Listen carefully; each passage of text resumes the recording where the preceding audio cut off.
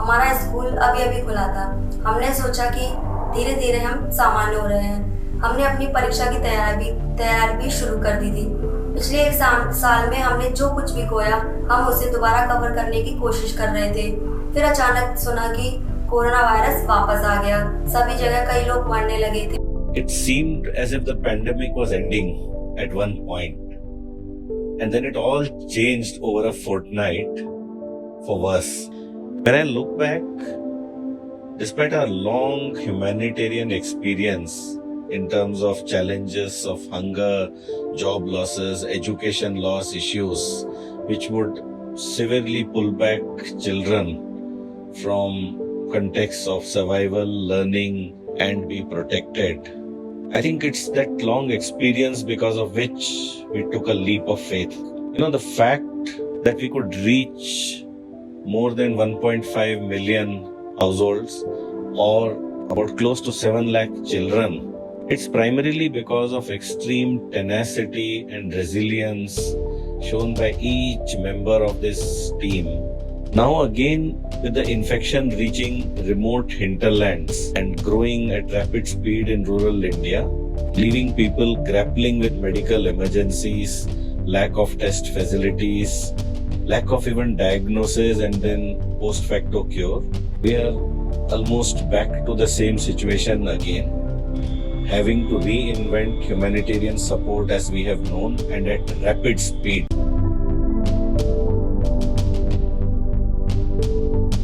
The public health system was overstretched, nearly on the brink of collapse. There was acute shortage of hospital beds, ICUs, testing facilities, and most importantly, oxygen, which is a critical life-saving intervention. Medical equipments, including oxygen delivery systems, have never been a strong area of work for Save the Children in India.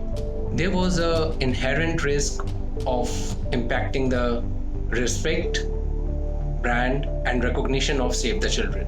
The challenge was not only to procure and supply these equipments in large numbers, but to also ensure quality of these products.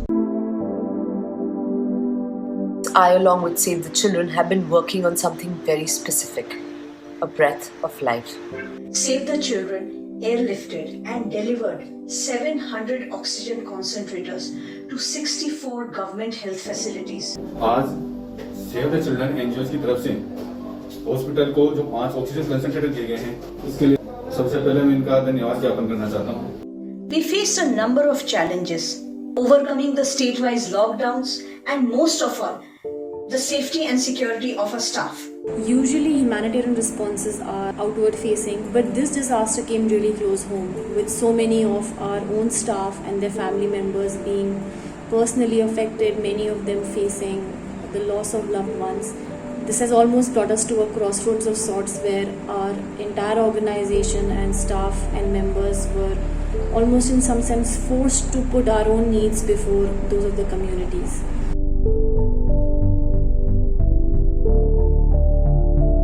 So our primary objective was to make sure that community-based COVID management. What we did is we activated the COVID task force in communities. I'm part of Community Wellness Task Force. We are reaching to community through phone calls. Save the Children is linking these vulnerable populations from rural villages, tribals, IDPs, refugees to the nearest public health facilities, making them access to free health services including COVID testing, treatment and preventive vaccinations.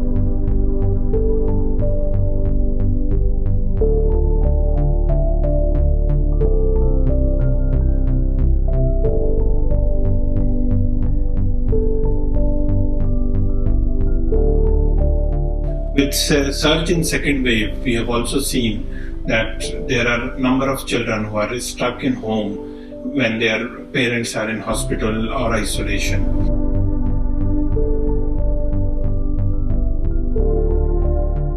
We've been advocating with the government to ensure rights of children under COVID response, and we are focusing strategically on ensuring rights of children who've become orphaned due to COVID-19.